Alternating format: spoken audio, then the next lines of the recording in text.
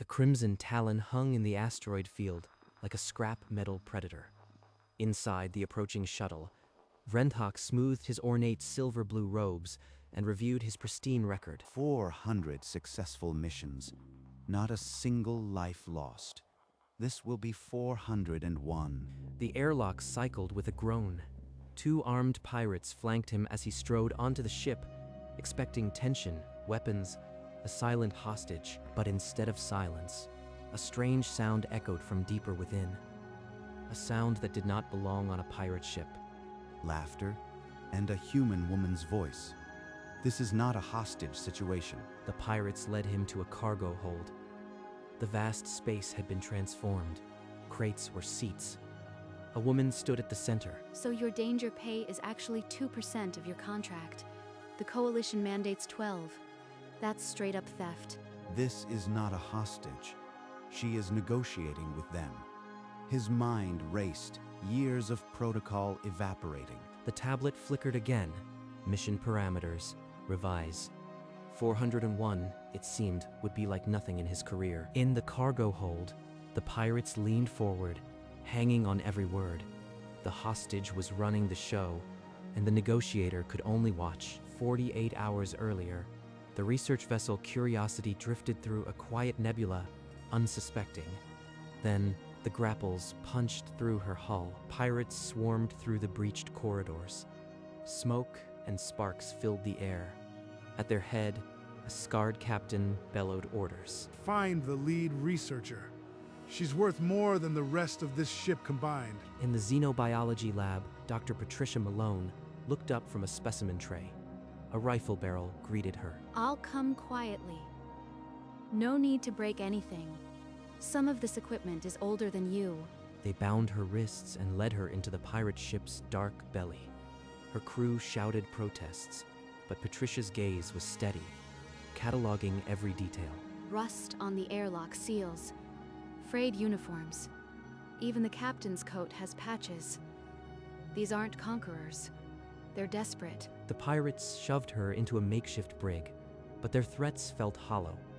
They seemed more exhausted than menacing, and she noticed. A crew this worn down has grievances. And grievances can be leveraged. 18 hours later, that leverage would reshape the Crimson Talon. But for now, she was simply a prisoner who listened. The young guard shifted his weight nervously. His salvaged prosthetic arm sparked once, then went limp. Patricia spoke before he could. Does that arm hurt? The joints look misaligned. All the time. Medbay charges for every bandage. We can't afford maintenance, let alone replacements. Patricia listened, her expression softening. She asked about shore leave, about sleep cycles, about the last time they'd seen a doctor. 2 cycles without shore leave. Captain calls it operational efficiency. We call it a prison sentence. A voice from the corridor grunted in agreement. Then another. Within minutes, a small crowd of pirates had gathered at the brig's bars. Hazard pay? Your contracts must include it under coalition law. Or are those just words on paper? We get a share if there's loot. Most of it goes straight to corporate. Danger pay, laughable. Her mind raced. These weren't crew complaints. They were systemic labor violations. She had read enough interstellar law to know. They're not criminals. They're exploited workers. And every exploited worker deserves a voice. The brig door crashed open. Captain Kale's cybernetic eye swept the crowd, and the pirates evaporated like smoke.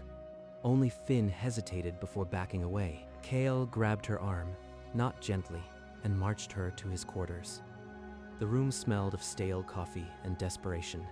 He shoved her into a chair. What lies are you feeding my crew? They were laughing. My crew doesn't laugh. I told them the truth, that their contracts are illegal, that danger pay isn't optional, that they deserve medical care. Your uniform is patched.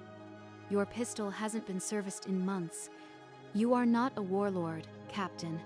You are a middle manager. Kale's jaw tightened. The accusation hung in the air like a gunshot. He opened his mouth to roar, but only a thin sound escaped. You have no idea what you are talking about. The Syndicate. You don't cross them. Then don't cross them. Out-negotiate them. But first, admit you are just as trapped as your crew. Kale stared at her, then at his own trembling hands. The mask of the ruthless pirate captain cracked, and behind it was a tired, frightened man. He didn't answer. Instead, he ordered her back to the brig, but the order lacked conviction. As she left, Patricia caught a flicker of desperate hope in his eyes. The coalition relayed the emergency with clinical efficiency. A human research vessel seized, a hostage taken by the Crimson Talon. Crimson Talon. A corporate front with guns. The crew will be disposable. The captain an accountant with a temper. Standard extraction model 7A. On the pirate ship, Patricia's audience swelled. Finn had gathered 24 crewmates in the cargo hold, their faces etched with exhaustion and fragile trust. I am not a labor lawyer, but I've read the Coalition Charter. You have rights, even out here. Does anyone here have a signed contract? Only if you count the thumbprint they forced us to give before we learned to read. An older pirate opened his coat to show a poorly healed wound. His anger was palpable, but so was his desperation. They need more than a sympathetic ear. They need a framework, a list, if I can just get them to articulate demands. Patricia took a data slate and began to write. Each grievance became a line item. The crew watched, hypnotized. Across the sector, Vrentok's shuttle cut through the void. His holographic dossier on Dr. Malone updated, advanced degrees in interspecies law and conflict mediation. She's overqualified to be a hostage. If she's still alive, she's either frozen in fear, or she's doing something unpredictable. I must hurry. On the pirate ship, Patricia's list grew thick with demands. She set down the data slate and turned to Captain Kale, who lingered in the doorway like a ghost. I need a long-range communicator. It's time your corporate office heard from their employees. You'll bring syndicate enforcers down on us. I am already risking a mutiny just standing here. But his protest died when Finn and 3 others stepped behind Patricia, their silent support louder than any threat. Kale unlocked the comms. Please hold. Your call is important to us. Funny, I've heard that before. After a dizzying phone tree, a live voice crackled through. Bored, nasal, utterly unprepared. Crimson Talon HR, how can I? Wait, this is the ship line. Who is this? You are not authorized. This is Dr. Patricia Malone. I am calling on behalf of your crew. They have some concerns regarding their employment contract. There was a long, static-filled pause. Then, tinny hold music. The crew stared at the speaker as if it might bite. No one spoke. In that strange silence, their hostage had become their voice, and they could only wait to see if anyone would truly listen. The hold music looped for what felt like hours. Then the ship's proximity sensors chirped. A coalition shuttle had docked with the Crimson Talon. Final review. Captain threatens. I offer immunity. Hostage fears for her life. I offer safe passage. 400 times.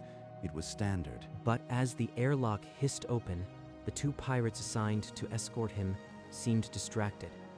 Their eyes kept darting toward the ship's bridge, and then he heard it, the muffled drone of corporate hold music, undercut by a calm, human voice discussing pension contributions. That is not a hostage negotiation. That is human resources. My entire threat matrix is useless. He stepped inside, and there it was, the very scene we first witnessed. Dr. Patricia Malone, pointer in hand, the pirates her attentive audience. His tablet, the unbroken instrument of 400 missions, flickered. The screen resolved into a single, devastating status. Hostage status, invalided. Invalid. As in, no hostage to rescue. As in, the hostage is the negotiator. My 401st mission is a farce. He stood frozen in the doorway, a spectator to a revolution he hadn't been briefed for. His own protocols obsolete before he could utter a single word. The hostage was running the show. and for the first time in his career, Master Negotiator, Vrenthok had absolutely no idea what to do. Vrenthok cleared his throat, the sound cutting across the hold. Patricia glanced up from the communicator and held up one finger. One moment, please, HR. Coalition representative. Your timing is impeccable. You can observe if you like, but I am in the middle of something. We've reviewed your list, Dr. Malone. Full medical. 3 weeks vacation. Retroactive pay? That's over 2 million credits. The syndicate won't authorize that. 2 million is a rounding error for your quarterly profits. Unless you'd rather explain to a coalition audit why you classify armed kidnapping as operational expenses. Coalition Charter Amendment 3, Section 7. Any entity employing sentient beings in hazardous space must provide full medical coverage and minimum 16 standard days leave. Those laws were never meant for our line of work. There are traditions. Traditions don't override basic rights. I'll forward this entire conversation to the Coalition Labor Board, with your ship's logs showing 2 cycles without leave. She's using anchoring, building a BACNA, escalating the authority chain. That was my strategy, and she's executing it better than I could. His tablet refreshed again. Negotiation in progress. He stared at the words, his own role reduced to a spectator at a masterclass he never signed up for. The HR rep sputtered, but Patricia was already demanding to speak to a director.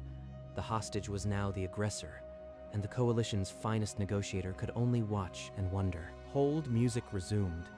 Kale pulled Patricia into a shadowed corner of the cargo hold, away from the others. I never wanted this. The syndicate took my family's transport business. I owed debts. This was the only way out. I am not judging your past. The crew isn't your problem. The syndicate is. I have a counter-offer. Reduced medical, only 1 week leave, no back pay. They'll accept it if I force it. Force it. Look at them. They've been silent for you, not because they're loyal, but because they're scared. Vrenthok, pretending to study a bulkhead, heard it all. His mission brief said the captain was the threat. It was a lie. You are not a monster, Kale. You are a man who forgot he had options. Do you want to be their captain or their jailer? Then tell me straight. Is my offer fair? Because if it's not, I don't know what is. Patricia didn't answer with words. She slowly shook her head, holding his gaze until he looked away. Something cracked in Kale's expression. The last chain of his old life slipped.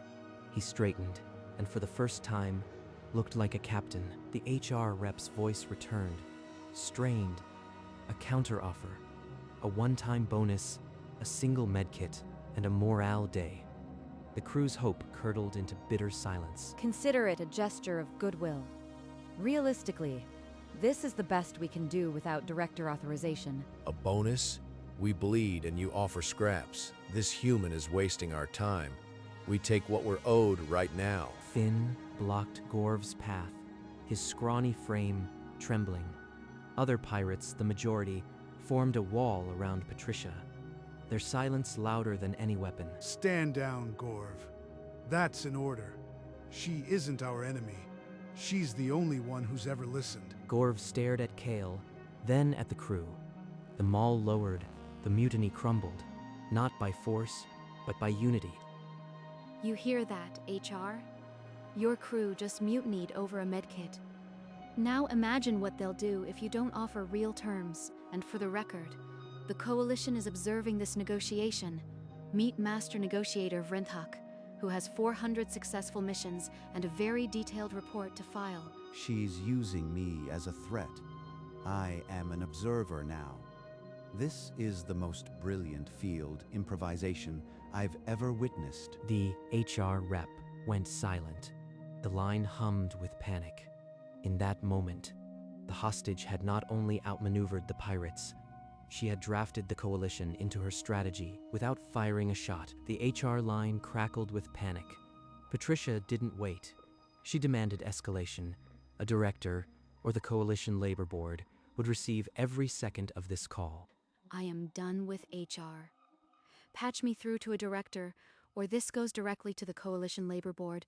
30 seconds. While the line shifted, she turned to Vrenthok and spoke in a low, amused tone. Just stand there and look official. You are doing great. I am a prop. A 400 mission prop. This is the most humbling moment of my career. A new voice sliced through the static, cold, measured, corporate. The director had joined the call. Dr. Malone, you are interfering with syndicate operations. This is not a negotiation. It's a warning. Cease or face consequences. Consequences. You are already in violation of coalition law. I am not negotiating with you. I am offering you a chance to avoid an audit. And if you refuse, I'll leak the ship's logs. Every illegal boarding, every falsified report. The Coalition will have your entire operation within a cycle. The director's composure cracked. A long, calculating silence filled the bridge. The crew held its breath. The syndicate's iron grip felt loosened for the first time. You accuse us of violations, but where is the proof? Injuries? Neglect? I see only hearsay. Show me something real, or this ends. Patricia turned to Finn. The young pirate held up his arm, the prosthetic whining pitifully. Sparks crawled across exposed wiring. This happened during a boarding. The medbay charged me for a bandage. I've had no functional hand for 2 cycles. An older pirate stepped into the light, peeling back a stained tunic to reveal a poorly healed gash, the flesh still angry and puckered. The ship's medic transmitted a simple log: 43 untreated injuries this cycle. No antibiotics, no surgical kit.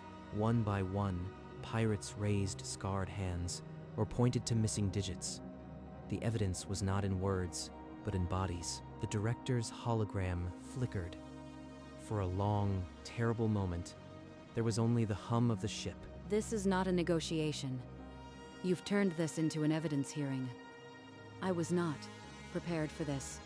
You asked for proof. Now you have it. We're not asking for privileges.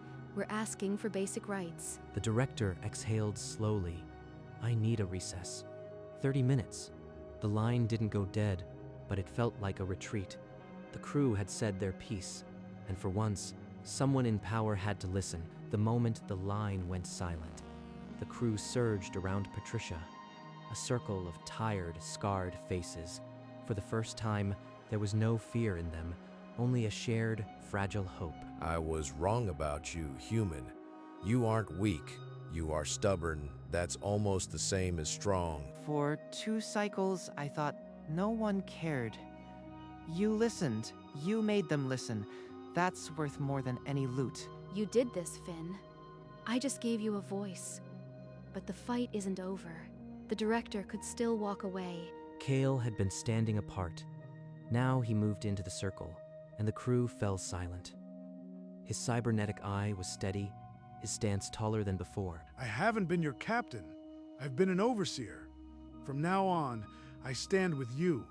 Whatever comes, we stand together. A murmur rippled through the crew. One by one, they nodded. Gorv clapped Kale's shoulder with a heavy hand. The tension of cycles began to crack. Then the communicator chimed. The director's hologram flickered back, larger than before. Her voice carried an unfamiliar tremor.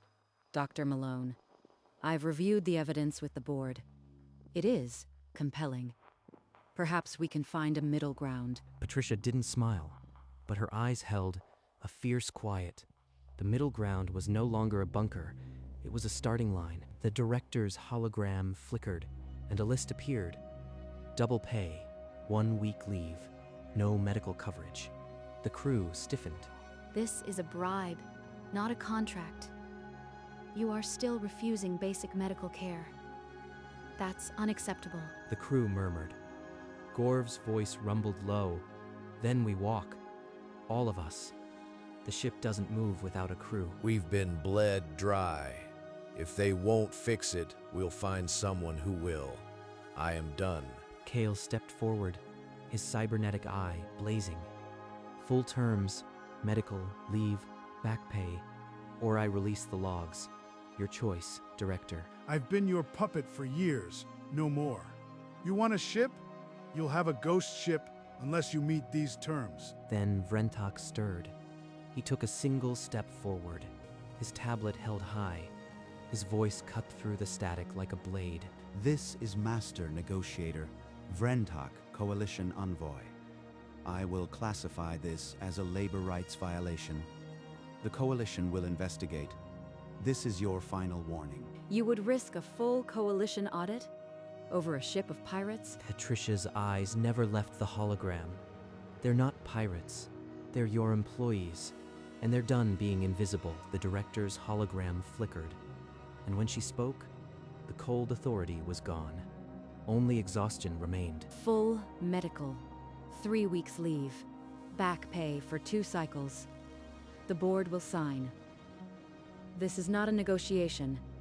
It's surrender. Transmit the contract. Every clause. We'll log it and forward a copy to the Coalition. The contract filled every screen on the ship. Finn froze, his name lit beside prosthetic replacement authorized. Tears traced old scars. They're giving me a new hand.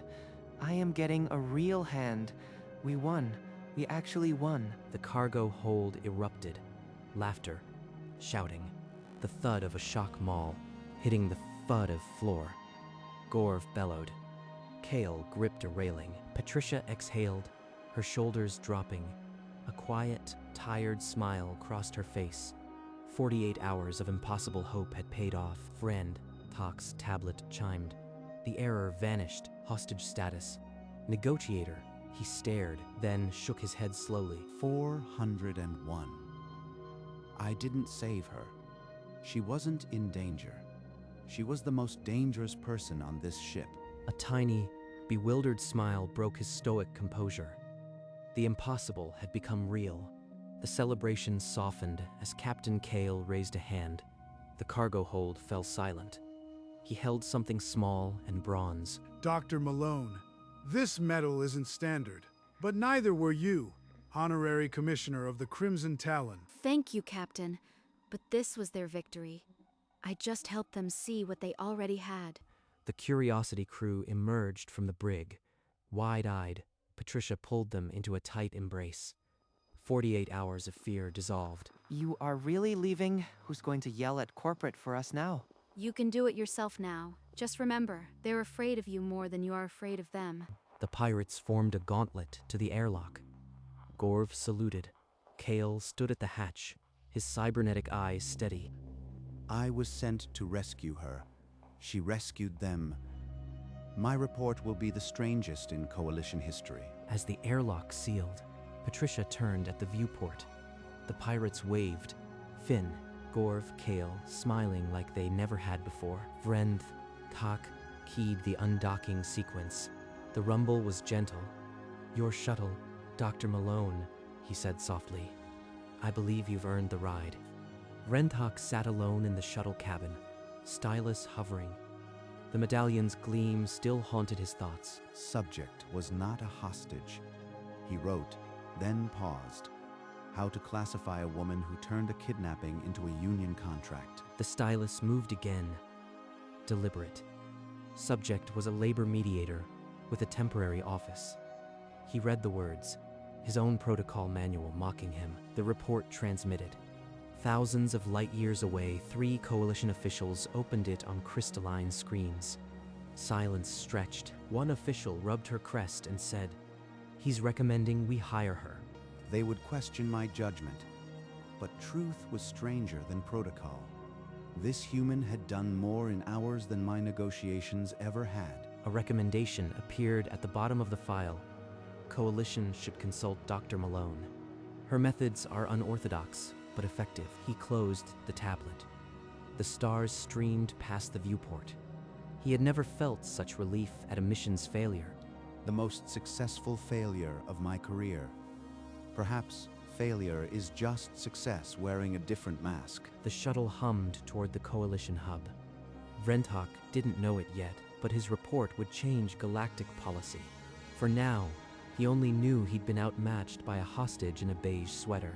The Coalition's offer arrived as a crisp holomail, interspecies labor relations advisor. unprecedented. So you want me to do officially what I did as a hostage? That's either brilliant or desperate. She signed. Her new office was wherever workers needed a voice, on a mining ship near the Kuiper Belt. She mediated a dispute over air filtration fees. The miners' union formed by the end of the cycle. In a farm collective on Proxima 7, she turned a water rights standoff into a cooperative council. Merchant cartels, factory stations, even a rogue AI mediation. Her reputation spread. They called it the Malone approach. Listen first. Cite law second. Never raise your voice. Within a year, her name was spoken in the same breath as Peacemaker in 6 languages. It's not magic. It's just giving people permission to demand what they already deserve. The coalition quietly embedded her methods into their negotiation training. The hostage who negotiated for her captors was now teaching the galaxy. The news spread like a solar flare. Across the galactic networks, the phrase Crimson Talon precedent trended alongside Union recruitment drives. In a historic shift, 13 major pirate clans have filed Union charters this quarter alone, citing the Crimson Talon Agreement as precedent. Ships that once flew black flags now bore fresh paint. Local 103, Brotherhood of the Void. Worker Raiders united. Pirate attacks fell 60% within 2 cycles. Trade insurance premiums dropped. The space lanes grew quiet. In a coalition interview, Vrentak faced the media. His ornate robes seemed smaller now, his amber eyes softer. I spent 400 missions perfecting threat matrices. Dr. Malone arrived and simply listened. She taught me what I couldn't learn. I didn't rescue her. She rescued a system. And she did it with a calm voice and a list of demands. The coalition officially credited the Malone approach with the greatest reduction in interstellar conflict in a century. Pirate crews now had something to lose, and so they stopped risking it. The ripple effect was undeniable, and at the heart of it all, a retired scientist in a beige sweater watched the news, a quiet smile on her face. A coastal cottage, simple and quiet, stood on the cliffs. Patricia retired there, with only the sea for company. One morning, a delivery drone settled on her porch, a small package wrapped in brown paper and tied with string. She carried the package to her sitting room, the paper crinkling under her fingers. The seal broke with a soft pop. Inside was a box full of envelopes, every color and material, addressed in a dozen different hands. Holiday cards. From the crew. From all of them. Finn's name was on the first envelope she saw, now bearing the title Engineer, Starlight Cruise Lines. Gorv's card was formal. His new title, Safety Inspector, embossed in silver, and a small note, still stubborn, thanks to you. And there, a crumpled envelope with a sketch of a familiar pirate vessel. Kale's handwriting looped nervously across the front. He still can't draw a straight line. Some things never change, thank goodness. She held the cards, a quiet happiness spreading through her. The galaxy hadn't forgotten. Neither had they. She opened Finn's card first. A glossy sticker shone, a brand new prosthetic hand, gleaming silver. Got a new hand. Works perfect. Happy holidays.